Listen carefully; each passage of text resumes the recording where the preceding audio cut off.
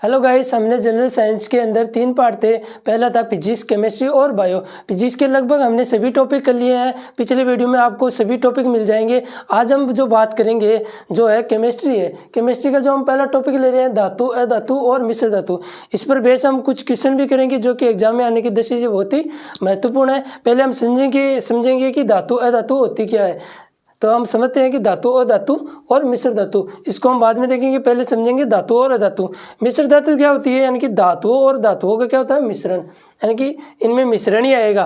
तो आगे हम देखते हैं धातु और अधातु में। पहले हम देखते हैं धातु और अधातु। तो क्वेश्चन को सरल करने के लिए हम छोटी सी इसमें ट्रिक अपनाते हैं। अगर किसी तत्व में अंत के अंदर UM आता है तो वो सभी क्या होगी, धातुएं होंगी। यानी कि जिसमें अंदर अंत में अगर UM आता है तो वो सभी क्या होगी, धातुएं। किसको छोड़कर, ओनली हीलियम को छोड़कर जिन तत्वों के अंत में UM आता है तो वह सभी क्या होगी, धातुएं होंगी। और इसका मतलब ये नहीं है कि अगर उनमें UM नहीं आ रहा तो वो धातु नहीं होगी। जैसे कि जिंक हो गया, इसमें UM नहीं आ रहा है लेकिन ये क्या है, धातु है। ये आपको क्वेश्चन सोल्व करने में आसानी होगी। अगर आपको पहचान करनी हो, अगर किसी आपके क्वेश्चन में दे रखे 4 ऑप्शन, उनमें UM दे रखा है तो ये क्या होगी, धातु। तो ये तो कन्फर्म होगा, ये क्वेश्चन करने के लिए आपके लिए आसानी होगी। तो हम समझते हैं कि धातु और अधातु में अंतर देखते हैं। अब हम देखेंगे धातु और अधातु में अंतर। तो इधर ले लेते हैं हम धातु और इधर ले लेते हैं अधातु। धातुएं जो होती है सभी कठोर होती है, केवल पारे को छोड़कर सभी धातुएं जो होती है वो कठोर होती है, केवल पारे को छोड़कर। अधातुओं में 11 जो होती है वो क्या होती है, गैस होती है। एक जो होती है ब्रोमीन, वो क्या होती है, द्रव अवस्था में पाई जाती है। ये आपको नोट कर लेना साथ साथ। ब्रोमीन जो होती है वो द्रव अवस्था में पाई जाती है। और अन्य क्या होती है, ठोस होती है। इनमें जो 11 गैसें हैं जैसे कि O2, N2, फ्लोरीन और क्लोरीन गैसें, और जैसे कि नियोन हो गया और हाइड्रोजन, ये लगभग गैसें आ जाती है। जो 11 गैसों में आती है लगभग गैसें ये होती हैं। और ठोस जो होते हैं जैसे कि कार्बन आयोडीन हो गया, ब्रोमीन और सल्फर हो गया और फास्फोरस हो गया, ये लगभग क्या होती है, अन्य ठोसों में आती है। तो ये क्या हो जाएगी, ठोसों में। तो ये आपको ध्यान में रखना है। धातुएं जो लगभग कठोर होती है केवल पारे को छोड़कर, ये आपको ऑप्शन में ध्यान में रखना है कि धातु होकर भी ये क्या होती है, द्रव अवस्था में पाई जाती है। अन्य क्या होती है, ठोस होती है। और ब्रोमीन जो होती है ये अधातु में द्रव अवस्था में पाई जाती है। ये भी आपको ध्यान में रखना है। इसके आगे हम क्या देखते हैं, तो इसमें आगे हम देखते हैं अगर धातुओं को, इसमें हम देखते हैं कि अगर धातुओं को हम काटेंगे तो वो क्या होती है, चमकीली प्राप्त होती है। और अधातुओं में जो होती है उनको काटने पर वो चमकीली प्राप्त नहीं होती है, केवल कुछ को छोड़कर। तो देखते हैं कि कुछ कौन सी है। तो इनमें जो हम काटेंगे तो वो क्या होगी, चमकीली प्राप्त होगी। और इनको हम काटेंगे तो ये क्या होगी, चमकीली प्राप्त नहीं होगी। किसको छोड़कर, सोडियम को छोड़कर और सल्फर को छोड़कर, और हीरे को छोड़कर इनको हम काटेंगे तो ये मुलायम यानी कि चमकीली प्राप्त होगी। और ये जो होती है ये चमकीली प्राप्त होगी। और इनको छोड़कर सभी क्या होगी, चमकीली प्राप्त नहीं होती। इनको हम काटते हैं, ये जो होती है क्या होती है, आघातवर्धी होती है। धातुएं जो होती है आघातवर्धी और तन्य होती है। यानी कि अगर इनको पीटकर हम पतली चादर के रूप में भी बना सकते हैं और एक तार के रूप में भी बना सकते हैं। ये जो होती है भंगुर प्रकृति की होती है, सारी जो होती है भंगुर प्रकृति की होती है। यानी कि इनको पीटकर हम कोई भी तार या कुछ भी प्लेट नहीं बना सकते। ये सभी क्या होती है, भंगुर प्रकृति की होती है। धातुओं में जो एक दूसरा इसमें एक गुण अलग होता है, यानी कि ये जो चालक होती है और विद्युत की चालक भी होती है और ऊष्मा की भी चालक होती है। ये क्या होती है, विद्युत की चालक भी होती है और ऊष्मा की चालक होती है। अधातुओं में केवल 2 होती है, जो एक जो होती है ऊष्मा की चालक और दूसरी क्या होती है, विद्युत की चालक। और सभी क्या होती है, कुचालक। यानी कि अभ्रक जो होती है अभ्रक जो होती है वो क्या होती है, ऊष्मा की चालक। ये आपको ध्यान में रखना है। ऊष्मा की अधातु जो है वो अभ्रक है, यानी कि वो ऊष्मा की चालक है। और इसमें जो विद्युत की चालक है वो होगी ग्रेफाइट। ये क्या होती है, विद्युत की चालक। ये भी आपको ध्यान में रखना है। जो ग्रेफाइट है वो विद्युत की चालक और कौन सी है, अधातु है। इसके आगे हम देखेंगे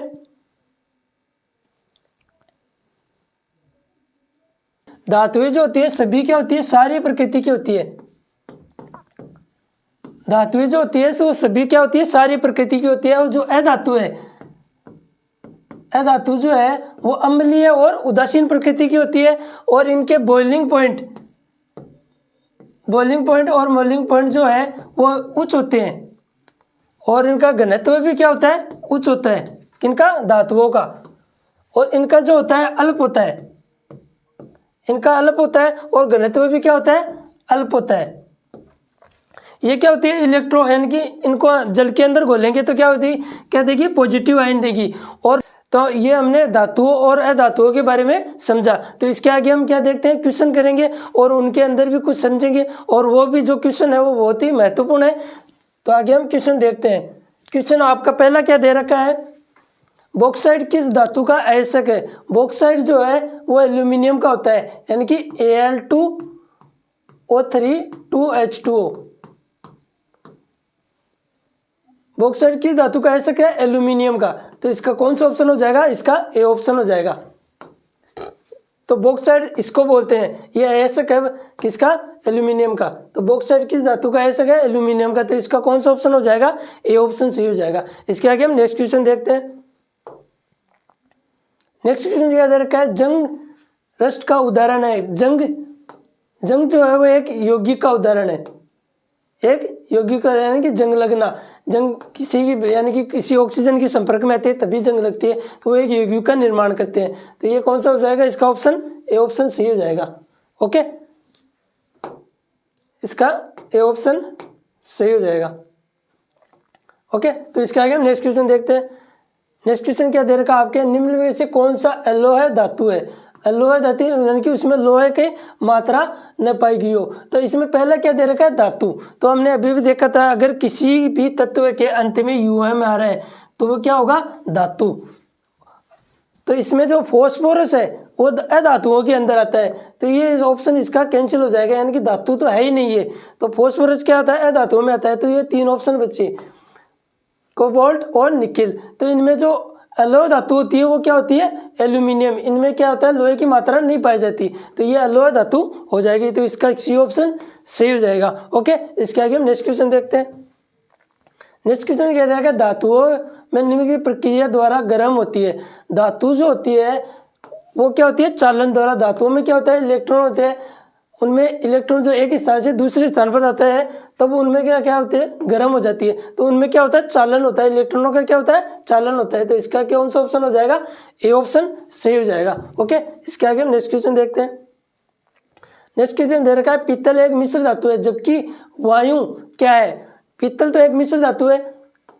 पीतल क्या, इसको क्या लिखते हैं हम, ब्रास, BRAS, ब्रास। तो इसके अंदर क्या, कॉपर प्लस जिंक ऐड होता है। यानी कि ये मिश्र धातु किसका मिश्रण है, पीतल, कॉपर और जिंक का। तो जबकि वायु क्या है, एक मिश्रण है। वायु क्या है, मिश्रण। उसमें सभी गैसों का लगभग मिश्रण ही होता है। तो इसका कौन सा ऑप्शन हो जाएगा, बी। ओके, इसके आगे हम नेक्स्ट क्वेश्चन देखते हैं। नेक्स्ट क्वेश्चन दे रखा है, तांबा और जस्ता मिश्रण है। तांबा और जस्ता यानी कि क्या दे रखा है, कॉपर और जिंक। तो इसमें दो, इसको हम समझते हैं कि पहला क्या दे रखा है, पीतल, यानी कि पीतल भी हो सकता है, कांसा भी हो सकता है। तो इसमें भिन्न कैसे करेंगे, पीतल को हम इंग्लिश में क्या लिखते हैं, ब्रास। तो इसमें अगर जिंक यानी कि Zn नहीं है तो इसमें आएगा। ये आपको यानी कि क्वेश्चन के हिसाब से ध्यान में रखना है, ये याद भी रखना है आपको। अगर इसमें यानी कि इंग्लिश में ध्यान में रखा है, ब्रास के अंदर Zn यानी कि, तो खास क्या होता है, ब्रोंज।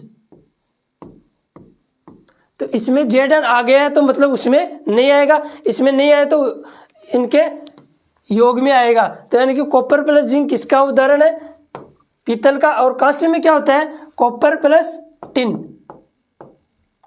कॉपर प्लस टिन, यानी कि इसमें जेडन आएगा तो ये इसमें नहीं आएगा, यानी कि जेडन नहीं आएगा, इसके नाम में आ गया तो ये यहाँ पे नहीं आएगा। तो ये आपको ध्यान में रखना है। कॉपर क्या होता है, कांसा क्या होता है, कॉपर प्लस टिन का, और पीतल कॉपर प्लस जिंक का।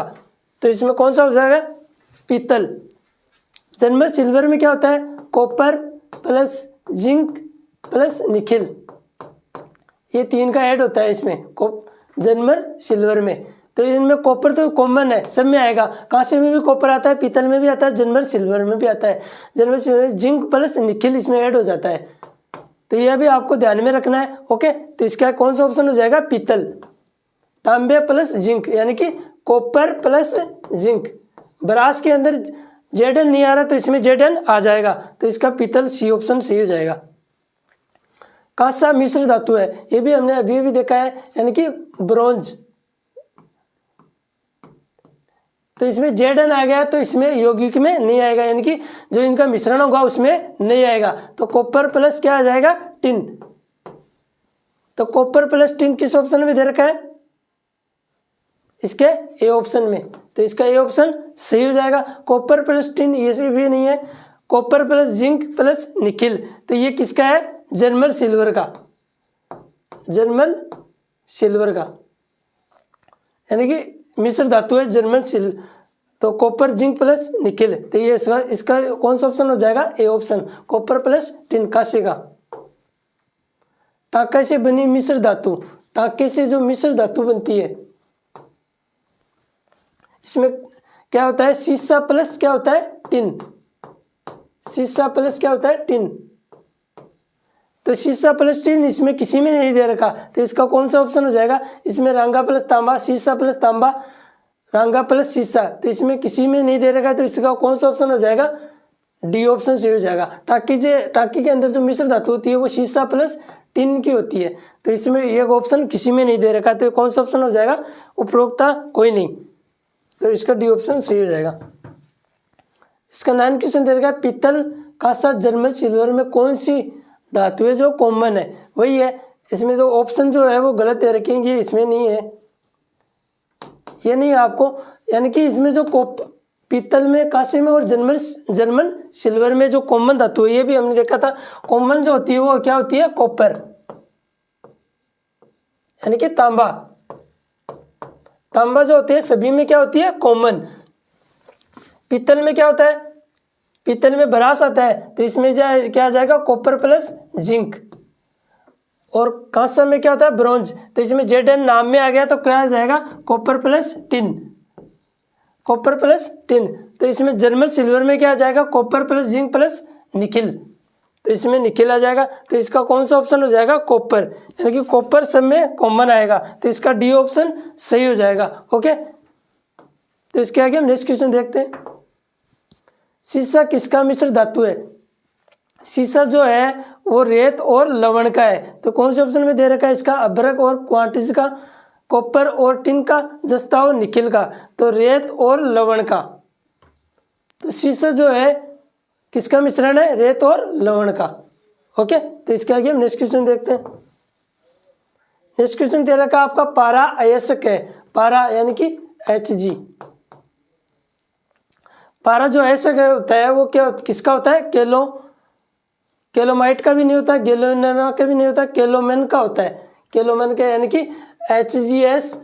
इसके दो होते हैं, HgS और Hg2Cl2, यानी कि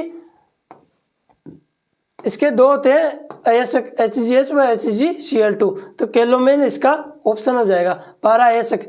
तो इसमें हम एक चीज देखते हैं, जो पारा है वह सभी धातुओं के साथ क्या कर लेता है, मिश्रण कर लेता है, केवल किसको छोड़कर, लोहे को छोड़कर, लोहे को छोड़ सभी के साथ क्रिया कर लेता है, ये केवल किसको छोड़कर, लोहे को छोड़कर, यानी कि लोहे के साथ क्रिया नहीं करता और सभी के साथ क्या कर लेता है, क्रिया कर लेता है। तो इसका जो ये पारा किसके अंदर यूज होता है, थर्मामीटर में, पारा किसके अंदर यूज होता है? थर्मामीटर में, वो है मैनोमीटर में। थर्मामीटर क्या काम में आता है? आपके ताप मापने में, ताप को मापने में। और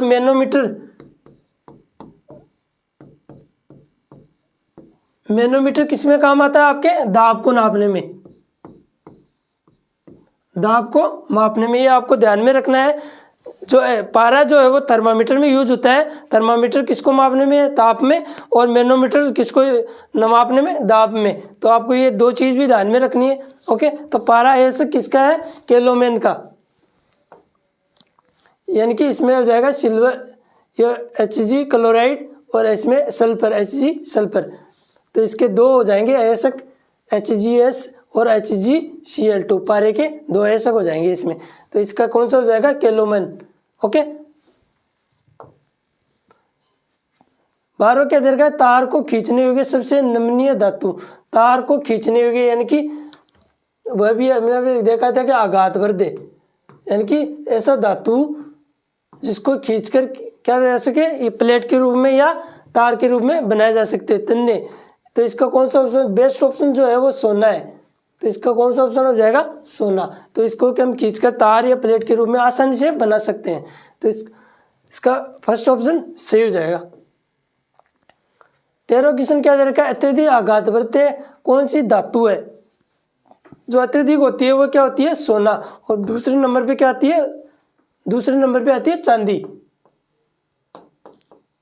जिसको आसानी से बनाया जा सकते हैं आघातवर्ध, यानी कि उसको खींचकर एक लंबे तार के रूप में या प्लेट के रूप में बनाया जा सके। तो इसका कौन सा ऑप्शन हो जाएगा? D option. ओके,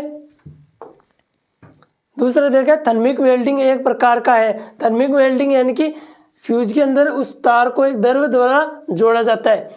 तो ये किसका ऑप्शन हो जाएगा? इसके फ्यूज वेल्डिंग। थर्मिक वेल्डिंग के अंदर एक फ्यूज तार को एक द्रव जो होता है, थर्मिक वेल्डिंग एक द्रव होता है एक प्रकार का, जो फ्यूज वेल्डिंग के रूप में काम में आता है। तो इसका कौन सा ऑप्शन हो जाएगा? सी। स्टेनलेस स्टील निम्न में से किस मिश्र धातु है? स्टेनलेस स्टील क्या होती है? यानी कि ऐसी मिश्र धातु जिसके अंदर जंग, यानी कि जंग ना लगे, जंग लगने के चांसेस बहुत कम हो। तो इसमें जो यूज होता है वो कौन सा होता है? लोहा, क्रोमियम और निकिल। लोहा, क्रोमियम और निकिल, लोहा, क्रोमियम और निकिल। स्टेनलेस स्टील क्यों बोलते हैं इसको? क्योंकि इसके मिश्रण के अंदर कार्बन की मात्रा जो होती है वो कम कर देते हैं। यानी कि जितनी इनकी कार्बन की मात्रा कम होगी उसमें अंदर जंग लगने के चांसेस बहुत ही कम होंगे, और इनकी मात्रा बढ़ा दी जाती है। तो ये स्टेनलेस स्टील होते हैं, यानी कि इसके अंदर जंग लगने के चांसेस बहुत ही कम होते हैं। तो इसका कौन सा ऑप्शन हो जाएगा? लोहा, क्रोमियम और निकिल। इसका डी ऑप्शन सही हो जाएगा। ओके, इसके आगे हम नेक्स्ट क्वेश्चन देखते हैं। दे रखा है कांच निम्न में से किसका मिश्रण है? कांच जो होते हैं, कांच जो होता है वो बालू और सिलिकेट का होता है। बालू और सिलिकेट का होता है। इनका क्या होता है? मिश्रण होता है। तो कांच निम्न में किसका मिश्रण होता है? बालू और सिलिकेट का। तो इसका कौन सा ऑप्शन हो जाएगा? सी। ओके, लोहे का शुद्धतम रूप। लोहे का शुद्धतम रूप जो होता है वो क्या होता है? पिटवा लोहा। ढलवा लोहे के अंदर थोड़ी कार्बन की मात्रा जो होती है वो लगभग कितनी होती है? 0.25% से लगभग 0.45% तक होती है, यानी इनके बीच होती है लगभग। तो इसमें जो होती है यानी कि कार्बन की मात्रा अधिक होती है। पिटवा लोहा में लगभग बहुत ही कम होती है, यानी कि ये शुद्धतम लोहा है। कौन सा? पिटवा लोहा। लोहे का जो शुद्धतम रूप होता है वो क्या होता है? पिटवा लोहा। स्टेनलेस स्टील, इसमें भी कार्बन की मात्रा बहुत ही कम हो जाती है। तो इसका कौन सा ऑप्शन हो जाएगा? पिटवा लोहा। ओके, तो इसके आगे हम नेक्स्ट क्वेश्चन देखते हैं। सबसे कठोरतम पदार्थ कौन सा है? सबसे कठोरतम पदार्थ जो होता है वो क्या होता है? हीरा होता है। ये आपको सबके ध्यान में है। हीरा जो होता है सबसे कठोरतम पदार्थ होता है। ये कार्बन के क्या होता है? अपरूप। तो ये इसका कौन सा ऑप्शन हो जाएगा? A option. तो इसके आगे हम नेक्स्ट क्वेश्चन देखते हैं। शुद्धतम कार्बन का सबसे कठोरतम रूप कौन सा है? हीरा। तो इसका कौन सा ऑप्शन हो जाएगा? हीरा। तो कार्बन के जो अपरूप होते हैं वो क्या होते हैं? हीरा, ग्रेफाइट, हीरा व ग्रेफाइट, ये सब क्या होते हैं, कार्बन के क्या होते हैं, अपरूप। तो इसका कठोरतम जो रूप है वो क्या होता है, हीरा होता है।